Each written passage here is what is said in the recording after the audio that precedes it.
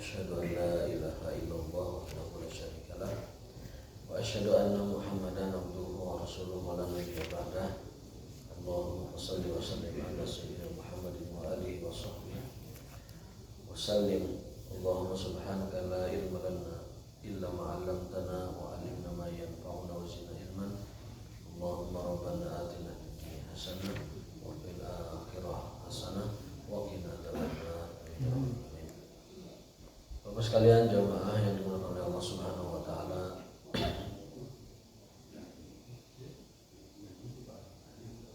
Insyaallah hari ini kita akan lanjutkan kajian kitab Al-Adabul Mufrad, meneruskan dari yang sebelumnya kita bahas ya.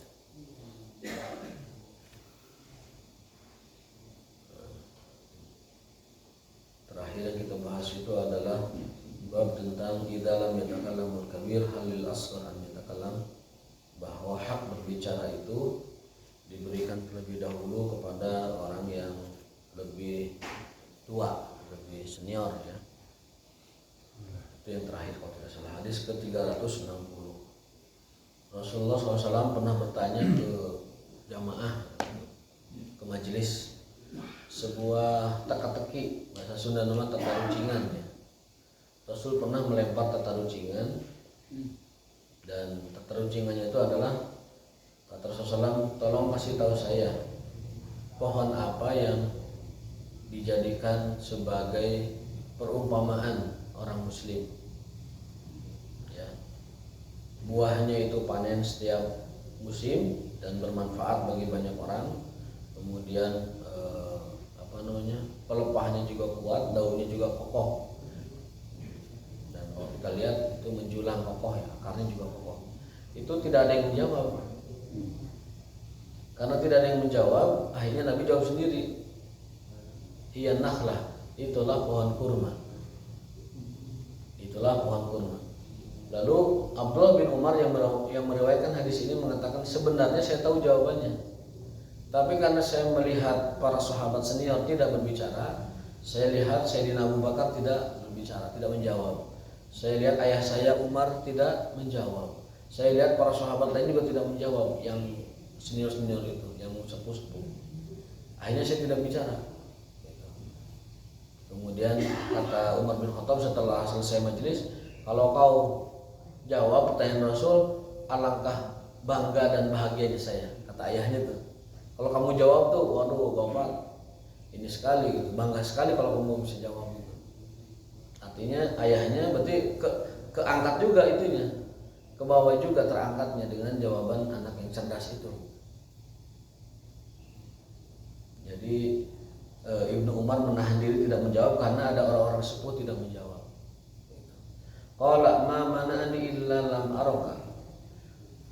Tidaklah yang menjadikanku menahan diri tidak menjawab kecuali karena aku melihat Abu Bakar tidak berbicara. Maka aku tidak suka berbicara sebelum orang-orang lebih tua dariku berbicara. Ini adab ya. Ini kan kitab Adabul Mufrad kan. Kalau secara hukum siapa saja boleh berbicara. Yang lebih duluan, yang tahu atau mungkin dia lebih banyak ilmunya bisa berbicara, ya kan? Tetapi dalam adab itu tidak begitu. Bisa jadi orang yang lebih tahu menahan diri karena memberi kesempatan orang yang lebih tua untuk berbicara. Nah, jemaah sekalian, sekarang itu adab-adab model begini itu hilang tuh. Di anak-anak sekarang itu hilang. Di dalam kitab Adabul Mufrad dianjurkan, Abu Hurairah meriwayatkan bahwa kalau bisa kita itu berjalan itu di belakang orang tua. Anak-anak muda jalan itu di belakang orang tua, jangan di depan. Tapi kenyataannya zaman sekarang itu susah, sulit juga. Nggak kuat kalau menunggu orang tua berjalan, nggak kuat sabarnya maksudnya. Kalau kita nungguin, nungguin payung nanti kan ngelangkah nanti sedikit-sedikit. Kita menterorang harus gitu. Nah itu sebenarnya kita menunggu orang tua di belakang. Jadi jalan pun kita itu di belakang orang tua. Tapi itu adab budaya itu sudah hilang. Karena kita tidak sabar, kadang duluan dari orang tua. Masuk pintu ya, biarkan orang tua dulu. Keluar pintu, biarkan orang tua dulu. Orang lebih tua maksudnya, orang lebih tua baru kita. Anak sekarang mah kurang gitu. Kadang kakinya itu di atas kursi itu. Saya pernah lihat kayak gitu. Anak kecil. Ini orang tua semua, usia 80. Kakinya di atas di kursi itu. Di sofa gitu. Kalau nggak ditegur itu akan jadi kebiasaannya. Nah itu anak sekarang mesti ditarbiyah kembali adabnya supaya memahami adab-adab seperti itu. Terutama orang tua. Anak sekarang kalau dikasih orang tua, kalau dimarahi orang tua ngejawab. Padahal dalam Islam orang tua menzolimi anaknya, orang tua berbuat kasar sama anaknya, orang tua berbuat zolim sama anaknya, itu urusannya dengan Allah. Dia sendiri yang akan bertanggung jawab di hadapan Allah, bukan dengan kita. Kita mah tugasnya itu adalah menghormati, memuliakan dan berperilaku merendah diri kepada mereka. Dalam ayat wahfid janahaka. Kemudian dalam ayat lain wahfid janahadzulli, rendahkan dirimu di hadapan orang tuamu. Kita mah kalau di sinetron lihat, kalau anak itu udah gede, kemudian orang tuanya mau mendekati dia, itu menjawabnya begini, dulu papa kemana waktu saya sakit, dulu papa kemana waktu saya kecil, mama kemana dulu waktu saya sedang lagi demam, tidak ada yang mengantar ke rumah sakit kecuali bibi, katanya. Jadi tidak mau menghormati orang tuanya, tidak mengakui orang tuanya, bahkan tidak mau bakti kepada orang tuanya. Gara-gara waktu kecil dia diperlakukan tidak semestinya oleh orang tuanya. Meskipun ngasih jajan, ngasih nafkah, ngasih segala macam, tapi dia merasa bahwa orang tuanya tidak memperhatikannya. Nah ini anak sekarang itu begitu sikapnya. Padahal sekali lagi dalam hadis Adabul Mufrad yang pernah dulu kita bahas, kewajiban mentaati dan berbakti sama orang tua itu wajibnya mutlak. Wa in zolama, meskipun orang tua berbuat zolim sama anaknya. Dari kecil dia berbuat zolim. Taruhlah dari kecil orang tua kita menzolimi kita, taruhlah begitu, waliyazubillah. Meskipun zolama, mereka menzolimi kita. Meskipun mereka kasar kepada kita, meskipun mereka menzolimi kita, itu dosa mereka kepada Allah Subhanahu wa taala. Kita mah anak tidak ada urusan dengan itu. Urusan kita mah bagaimana memperlakukan mereka, sejahat apapun mereka, dengan baik dan dengan hormat kepada mereka. Itu ajaran Islam itu luar biasa, ya. Luar biasa. Dosa itu ada porsinya masing-masing. Kalau orang tua berdosa, itu dosa dia dengan Allah. Kalau anak itu kewajibannya taat dan bakti kepada mereka. Nah, jadi kembali ke tema kita tadi, bahwasanya orang muda hendaknya menahan diri tidak berbicara hingga orang tua berbicara. Kecuali kalau orang tuanya mempersilahkan atau tidak mau mengatakan apa-apa, ya udah, mungkin giliran anak muda bisa mengajukan diri atau lain sebagainya. Termasuk juga forum-forum kecil, acara-acara kecil itu anak muda sebaiknya memberikan dulu kesempatan kepada orang tua. Ada hakul kabir namanya, hak orang lebih tua. Ada hak orang lebih tua di dalam agama kita.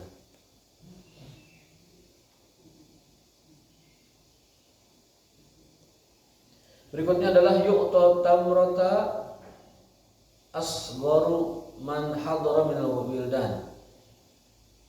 Yu'ta tamrata asgharu man hadara minal wildan. Bab tentang kalau ada sesuatu, baik hadiah atau makanan atau minuman atau segala macam, itu diberikan kepada yang paling kecil dulu sebagai bentuk sayang. Hadatsana Musa qala hadatsana Abdul Aziz an Suhail bin Abi Saleh an abihi an Abi Hurairah radhiyallahu taala anhu qala kana Rasulullah sallallahu alaihi wasallam idza utiya bizahwi qala Allahumma barik lana fi madinatina wa muddina wa sa'ina barakatan ma'a barakatin. Jadi Rasulullah kalau diberikan sesuatu itu berdoa, Allahumma, ya Allah, berkahilah kami di kota Madinah kami, berkatilah kami di dalam ukuran takaran mud kami dan sok kami, keberkahan demi keberkahan. Jadi kalau ada orang memberi itu doanya Allahumma barik lana, sebutkan di dalam apa? Barokatan ma'a barokatin. Ya Allah, berkahilah kami di dalam urusan kami, berkah demi berkah, barokah ma'a barokah. Summa nawalahu asghara man yalihim nabilan. Kemudian beliau berikan kepada anak lebih kecil dari anak-anak yang ada gitu. Jadi kalau kita mau ngasih hadiah anak-anaknya 5 orang, 10 orang gitu, ponakan incu-incuan, ponakan pokoknya ngabring tuh lebaran, kasih yang paling kecil dulu. Kasih yang paling junior dulu dari mereka. Itu bagian menambah kasih sayang dan keseruan dalam sesuatu. Jadi misalkan injun ponakan teh 10, absen mana yang paling kecil Pak? Absen 10. Amplop kan 10 tak amplop kan. Lebaran. Nah, cari yang paling kecil tuh. Mana anak yang paling kecil? Nah ini. Kasih yang paling kecil anak itu. Saya melihat tradisi masyayikh ya, ada di cuplikannya di media sosial itu, syekh-syekh yang di Arab Saudi itu, masyayikh gitu, ketika hari lebaran kan mereka diliput juga itu oleh beberapa murid-muridnya. Itu anak kecil tuh, anak kecil kerabat-kerabat itu, ponakan, incu-incuan tuh, baris itu yang kecil dulu yang panggil. Lu ada di yang kecil dulu. Numpang letikna gitu ya, masih belajar jalan baru bisa gitu. Lalu kemudian yang lebih gede. Ya kalau isinya mah samain aja Mas Yuna. Isinya mah samain aja. Di Indonesia mah kan 10 ribuan lah, mudah kecil udah paling beli beli permen kojek kan begitu. Atau beli mainan kan. Masih gede juga anak kecil tidak pantas kalau gede. Nanti ambil ibunya kalau gede. Kalau yang gede, yang koordinir ibunya. Jadi angpo lebaran anak-anak jadi hilang udah, yang ambil ibunya itu. Tapi kalau kecil itu biar ditabung sama anak-anak. Itu yang pertama. Yang kedua, Nabi SAW sering memberi perumpamaan kepada jamaah tentang nilai-nilai kehidupan bagi seorang muslim. Contoh ini hadis pertama ini, bahwa muslim itu seperti pohon kurma. Apa filosofi pohon kurma? Akarnya kuat. Tidak ada pohon yang kejungkal oleh badai atau topan itu, model-model pohon kurma itu tidak ada. Kelapa itu eksis loh, di tengah badai itu kelapa itu eksis. Ketika tsunami, yang aman tuh kelapa, yang nangkon di kelapa kan selamat itu. Ribuan orang meninggal, ada yang selamat. Nangkon di kelapa kieu. Karena dia kuat tapi elastis. Elastis dalam arti kata kalau dihantam air itu tidak langsung brok gitu. Pohon-pohon pinggir jalan kalau kena badai roboh. Kelapa mah enggak, cuma nyata buah kelapana bisa murah. Lumayan. Lagi naik motor keletakan gitu kelapa. Jadi pohon-pohon yang dari keluarga palem-paleman itu eksis di tengah badai dan topan serta banjir, itu eksis dia karena pohonnya tuh bulat ya kan, ketika air datang itu dia begini. Ada penelitiannya kenapa palem-paleman itu ditanam di pinggir pantai, kenapa ditanam di tempat-tempat yang rawan itu banjir, karena dia lebih eksis. Kalau kita pegang, kita jadikan penahan, itu lebih kuat dibanding kita misalkan nemplok di tangkal buah, tangkal mangga nemplok gitu. Banjir sekali rungkat itu. Pohon buah mangga bakal rungkat ke banjir, tapi kalapa mah tidak. Dina tangkal kalapa nangkot begitu tah. Nya haus petik hiji lah. Haus petik hiji begitu. Bari nguyupan si kalapana kuat insyaallah. Pohon kurma filosofinya satu, akarnya menghunjam. Itu akidah dan iman tauhid harus kuat.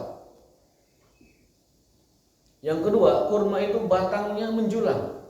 Ibadah kita harus kokoh. Yang ketiga, buahnya itu manis dan lezat. Apalagi yang sukari, nutina kulkas, subhanallah. Segar dan mantap. Itu artinya akhlak budi pekerti orang beriman itu mesti manis dan enak dipandang.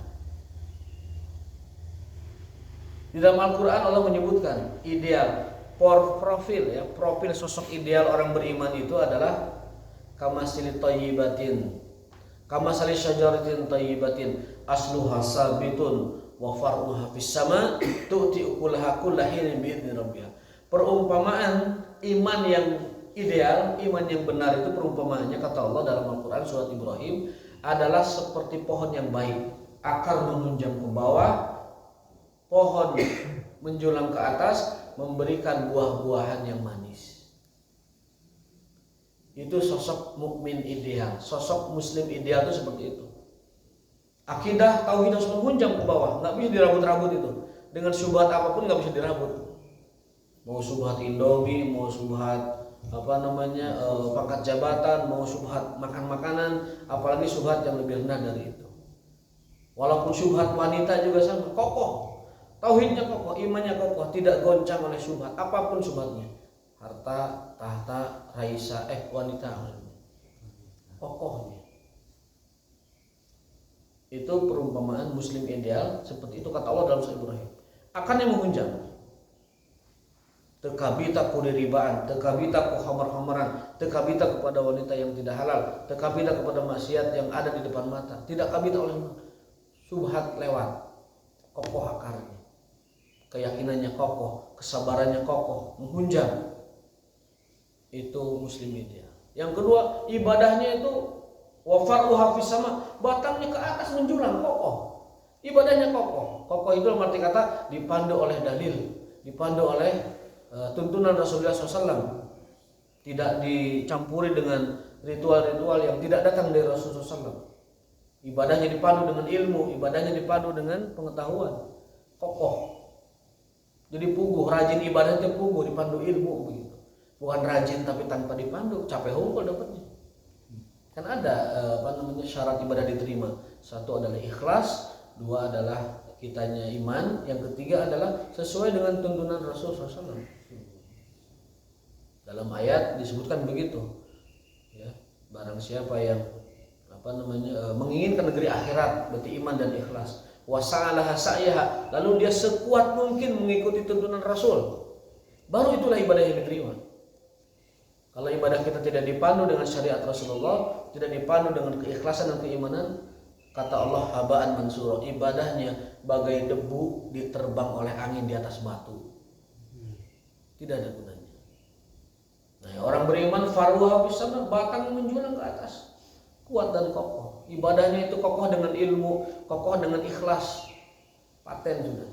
Lalu menghasilkan itu semua, tu'ti ukulaha kullahinin bi'idni rabbiha, menghasilkan buah-buahan yang enak dipandang, lezat dimakan, dan juga bermanfaat bagi tubuh berupa nutrisi dan vitamin. Luar biasa Allah Ta'ala memisalkan atau mengumpamakan perumpamaan profil mukmin ideal itu luar biasa. Bagai pohon yang kokoh, akarnya kuat, batangnya, dan berbuah lezat di setiap musim panen. Itu sempurna. Karena ada buah yang, ada pohon yang akarnya kuat, iman itu kuat, batangnya menjulang ada, tapi tidak berbuah, tidak menghasilkan akhlak. Nah, itu bagus tapi kurang gitu. Bagus tapi kurang. Contoh apa pohon yang akarnya kuat, kemudian tangkal geledegan, tapi tebuahan gitu. Apa contohnya pohon itu? Maka tidak dijadikan perumpamaan. Itu ibarat orang yang akidahnya kuat, ibadahnya kuat, tapi tidak memiliki akhlakul karimah yang cukup. Ada juga pohon yang buahnya ranum bagus, batangnya bagus, tapi akarnya tidak kuat. Ada gampang dicabut, gampang dicerabut. Contohnya apa gampang dicerabut? Melon, semangka kan buahnya enak, kemudian bagus juga rupanya, tetapi batangnya kan regas, akarnya juga gampang dicabut.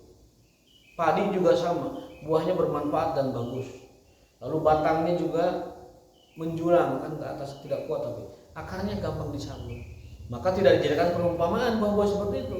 Yang Allah perumpamakan adalah seperti pohon yang syajaratin thayyibatin, pohon ideal. pohon yang thayyibah, yang baik, asluha sabitun, akarnya menghunjam, wa faruha fis sama, batangnya ke atas menjulang, dan tu'ti ukulah, memberi buah-buahan kepada manusia. Dalam istilah kajian keilmuan itu, Islam itu 3 unsurnya: akidah, syariah, dan akhlak, atau istilah kerennya tasawuf lah, silakan. Istilah lainnya tazkiyatun nafs, silakan. Islam itu mesti begitu unsurnya: akidah, syariah, muamalah. Muamalah itu interaksi manusia dengan yang lain. Akidah, syariah, muamalah. Dengan kata lain, akidah, syariah, akhlak. Dengan istilah lain, akidah, syariah, tasawuf. Dengan istilah lain, akidah, syariah, tazkiyatun nafs. Itu sempurna itu. Syariat Islam di sana. Kesempurnaan Islam itu di sana. Mencakup seluruh aspek kehidupan manusia. Akidahnya berupa keyakinan, syariahnya berupa tata cara ibadah dan kaifiyat ritualitas ibadah. Lalu yang ketiga adalah akhlakul karimah, tasawuf, dan tazkiyatun nafs, attitude, perilaku, dan lain sebagainya. Udah, nggak ada yang lebih sempurna dari itu dalam agama. Hanya Islam yang sesempurna itu. Dan kita harus meyakini.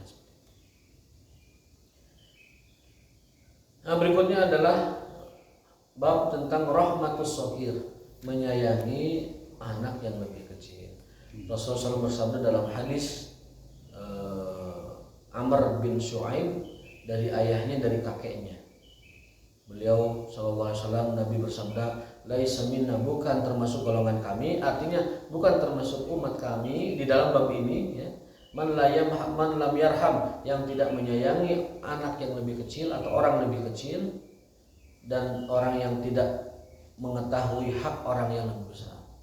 Ini terulang lagi, banyak berarti puluhan hadis seperti ini. Bukan termasuk golongan kami orang yang tidak menyayangi yang lebih kecil dan tidak menghormati yang lebih besar. Diulang-ulang terus. Itu artinya apa? Saking pentingnya bab tersebut sampai Nabi mengingatkan para sahabat di dalam banyak kesempatan. Nah, hadis ke-364 kita kemudian aja biar apa namanya, barangkali ada yang mau ada acara liburan kemana gitu, kita segerakan.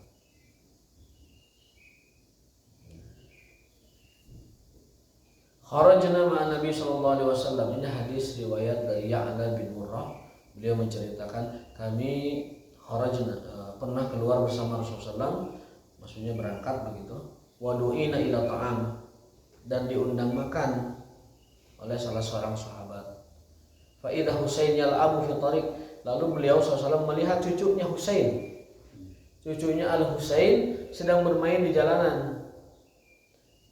Zaman dulu belum ada elap, belum ada ojek, jadi aman jalannya. Sekarang mah anak kecil main di jalanan waspada. Bisa ada penculik, bisa ada motor kebut, mobil kebut. Zaman dulu kan nggak ada kendaraan. Maka Al-Husain itu kalau mainnya di jalanan main gitu. Anak kecil juga namanya. Yal'abu, bermain-main fi tariq, di jalanan. Fa asra an-nabi sallallahu alaihi wasallam amamal qaum, lalu Nabi bersegera mendahului rombongan untuk menghampiri cucunya itu. Summa basata yadayhi, lalu beliau bentangkan tangan ke cucunya itu. Faja'ala yamuru maratan hahuna wa maratan hahuna. Kemudian Nabi dengan cucunya itu berjalan ke sana ke sini, ke sana kemari begitu. Yudhikuhu, mencandainya, hatta akhadahu, hingga memeluknya. Faja'ala ihda yadayhi fi dhiknihi wal ukhra fi ra'sihi, hingga menjadikan satu tangan di dagunya dan satu tangan di kepalanya. Jadi ini anak kecil itu pegang dagunya dan kepalanya. Summa ataqahu faqabbalahu, lalu dipeluknya dan diciumnya. Al-Husain. Nabi SAW itu punya kebiasaan kalau anaknya datang menjemput ke pintu. Terutama putri beliau Fatimah Az-Zahra. Itu kalau Fatimah datang ke rumah sebelum nikah atau setelah menikah, itu beliau selalu menjemput putrinya ke pintu.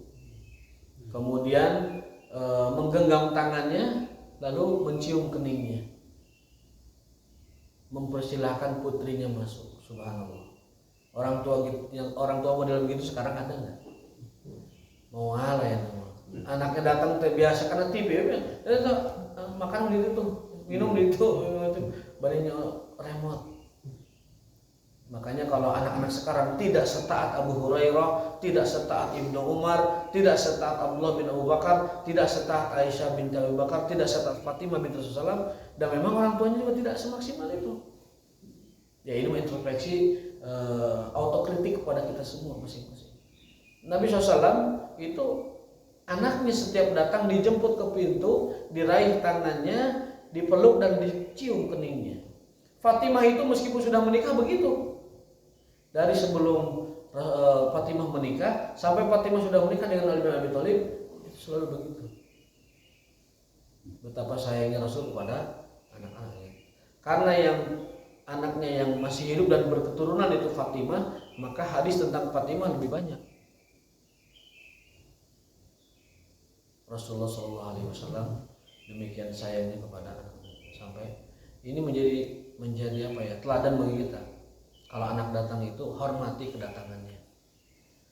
Kalau mau seperti Rasul, lakukan, jemput di pintu, raih di pintu, genggam tangannya, kemudian peluk dan cium keningnya, lalu ajak masuk. Coba seorang Fatimah Az-Zahra baik ketika gadis ketika menikah diperlakukan ayahnya seperti itu, luar biasa, luar biasa. Makanya Rasulullah SAW mengatakan bahwa Fatimah itu adalah ratunya penghuni surga. Fatimah sayyidatu nisa'il jannah. Fatimah itu adalah ratunya seluruh perempuan surga. Artinya wanita yang paling mulia sejagat raya itu Fatimah. Hingga beliau dijadikan sebagai ratunya dari seluruh perempuan surga. Bagaimana akhlak dan dakwah beliau ya, Fatimah putri Rasulullah SAW. Ketika Nabi SAW dilempari kotoran onta dan usus jeroan-jeroan onta ya, ketika sholat, itu yang bersihkan tuh Fatimah. Kemarin kita ceritakan Nabi sholat dilempar kotoran oleh Abu Jahal dengan nyuruh orang begitu. Abu Jahal tidak mau nyokot kotoran, tidak geleh kan Abu Jahal lagi nyuruh pesuruh, jangan diburuhan pasti. Nyokot ke dia kayak diburuhan 10.000 malah. Langsung nyiuk itu kotoran onta dan jeroan-jeroan di pajagalan, bukan pajagalan tempat ini, di tempat jagal maksudnya. Gebruskan ke Rasul ketika sholat. Fatimah yang datang kan, bersihkan badan Rasul, dibersihkan, subhanallah ya. Bagaimana anak kepada ayahnya. Dan Fatimah mengatakan tidak akan beruntung satu kaum yang mengecewakan atau menghinakan nabinya. La yuflihu qaumun, tidak akan beruntung satu kaum yang menghinakan nabinya. Akhirnya kenyataan Nabi SAW akhirnya setelah beres bebersih berdoa kepada Allah dengan kehancuran bangsa Quraisy dan kematian tokoh-tokohnya. Dan itu yang disebut namanya oleh Rasul di absen, semuanya mati terhina. Semua orang yang disebut namanya oleh Rasul dalam doa kematian, doa kebinasaan, mati terhina semuanya. Dan bangsa Quraisy pun paceklik kan setelah itu. Namun tidak 7 tahun karena Abu Sufyan sudah melobi, ya Muhammad, doakan Tuhanmu, doakan kepada Tuhanmu jangan sampai lama, terlalu lama, kasihan kaummu binasa kalau dibiarkan begitu. Akhirnya Nabi SAW memintakan supaya tidak terlalu lama, ya setahun aja cukup. Pacekliknya bangsa Quraisy. Nah jadi Rasulullah SAW terbiasa memeluk cucunya Hasan dan Husain, yang meraih tangannya, kemudian memegang dagu dan dan kepalanya, lalu mencium, memeluk dan menciumnya. Summa qala Nabi SAW, Nabi bersabda setelah itu, Husainun minni wa ana minhu. Al Husain itu bagian dariku dan aku bagian darinya. Husain minni wa ana minhu. Husain itu dariku dan aku darinya. Subhanallah. Uhibbu ahabballahu man ahabbal Hasan. Allah akan mencintai orang yang mencintai Hasan dan Husain. Sibutana minal asbab. Dua ini adalah cucu Rasulullah SAW yang paling disayangi oleh Rasulullah SAW dan berketurunan. Sibtu minal asbab. Cucu Nabi SAW yang kemudian setelah itu berketurunan.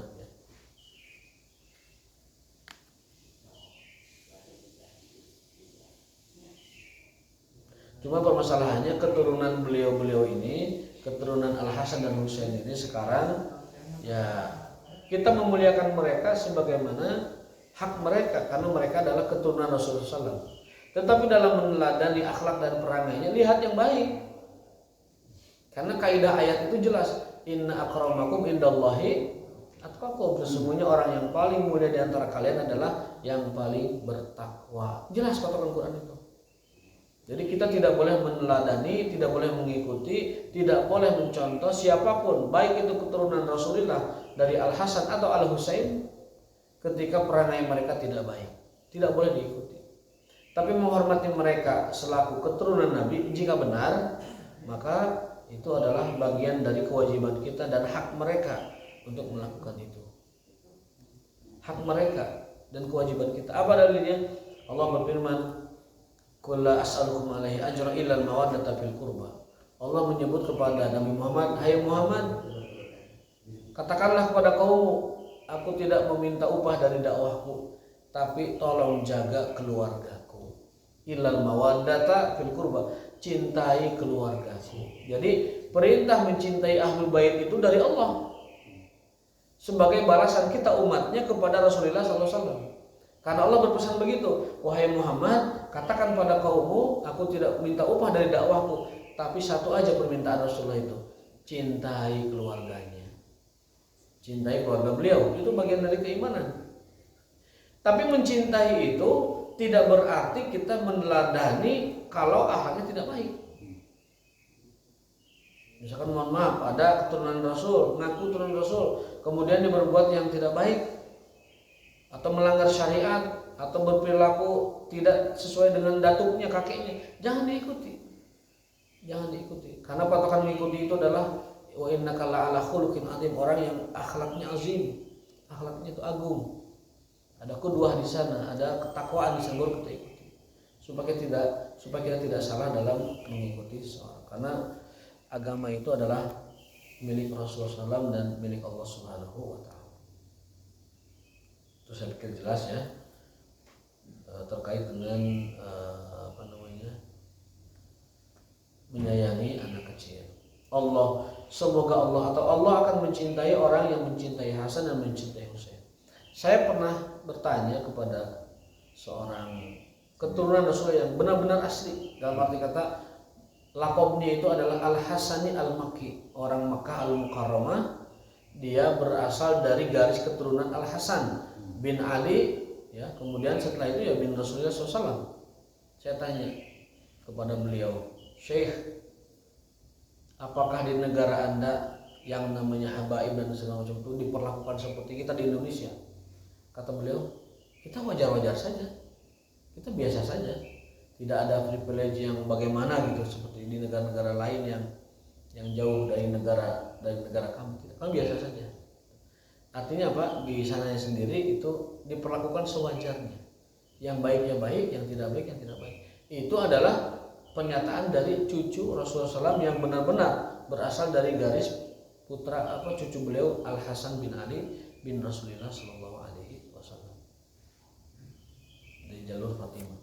Jadi ini bagaimana panduan Islam dalam menyikapi adanya fenomena tadi ya, baik keturunan. Wajib kita menghormati mereka, wajib memuliakan mereka, tetapi untuk mengikuti perilaku dan sebagainya itu batasannya dan koridornya adalah syariat Islam. Jika mereka mengikuti syariat, kita ikuti.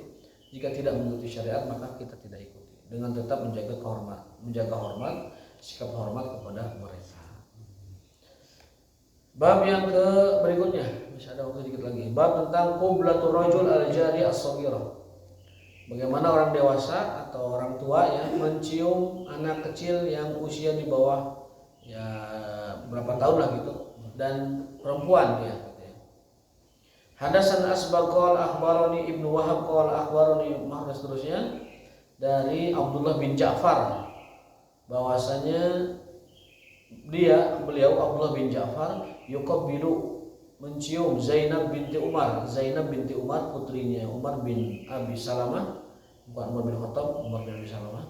Wahya ibnatus sanatain aw nahwi, dan anak itu masih usia 2 tahun. Jadi kalau anak itu masih kecil, masih 2 tahunan, anak perempuan masih 2 tahunan itu boleh hukumnya mencium dia sebagai bentuk kasih sayang. Tapi kalau sudah 12 tahun jangan. Kalau 20 tahun ngomong kalau dibawa bedog usalakina itu. Tapi bayi masih kecil, anak yang masih 2 tahun, 3 tahun ya, itu boleh kita mencium keningnya ataupun menyayanginya seperti anak kita sendiri ya. Ini riwayat dari Abdullah bin Ja'far, beliau mencium Zainab binti Umar bin Abi Salamah dan anak itu masih berusia 2 tahun atau sekitarnya. Dan diriwayatkan juga dari Hasan cucu Rasulullah SAW, qala in istata'ta alla tandur ila sya'ri ahadi min ahlika ila yakuna ahlaka sabiyatan. Kalau kamu ingin menjaga diri, jangan pernah melihat rambut wanita siapapun kecuali kalau masih sobiyah, kecuali kalau masih anak kecil. Jadi artinya apa? Anak-anak kecil yang masih usia-usia kecil itu boleh kelihatan rambutnya dan kita boleh melihat rambutnya. Artinya melihat tuh rambutnya yang bagus, yang indah, anak yang lucu itu boleh.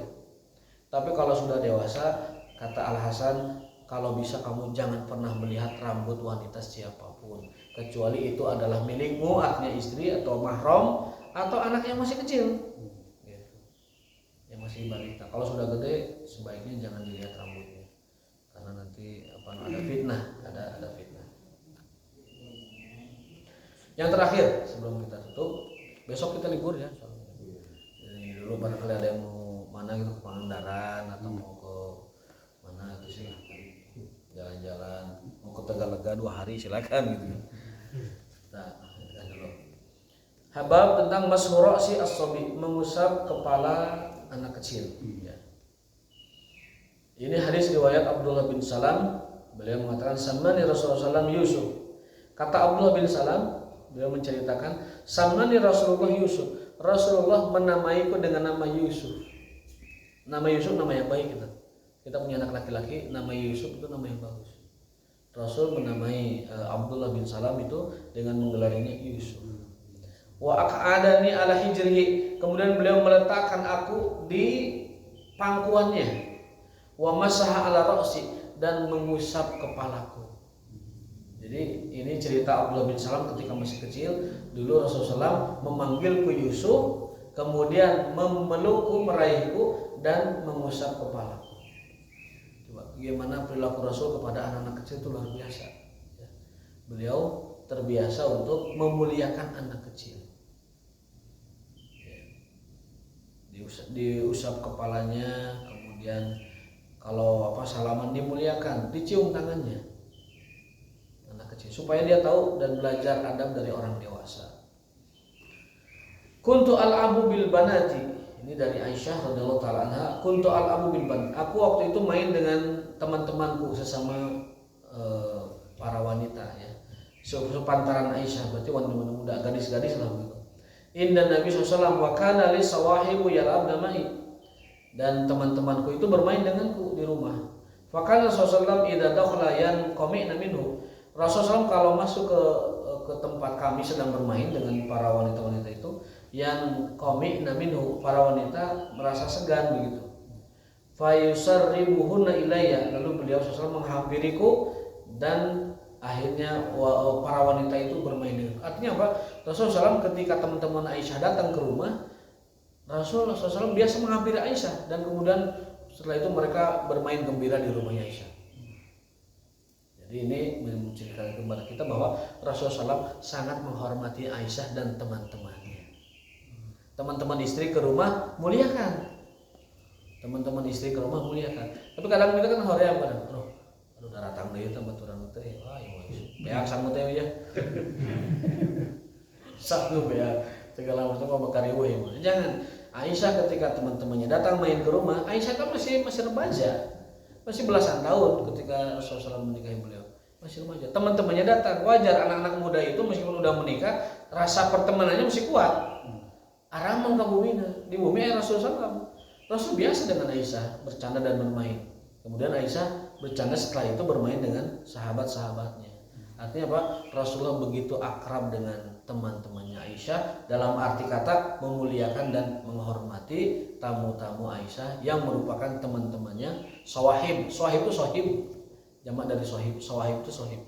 Dan Rasul tidak keberatan dengan keberadaan teman-teman Aisyah di rumahnya. Ini memberikan kita juga pencerahan ya, untuk kita tidak membuat tidak nyaman teman-teman istri yang main ke rumah.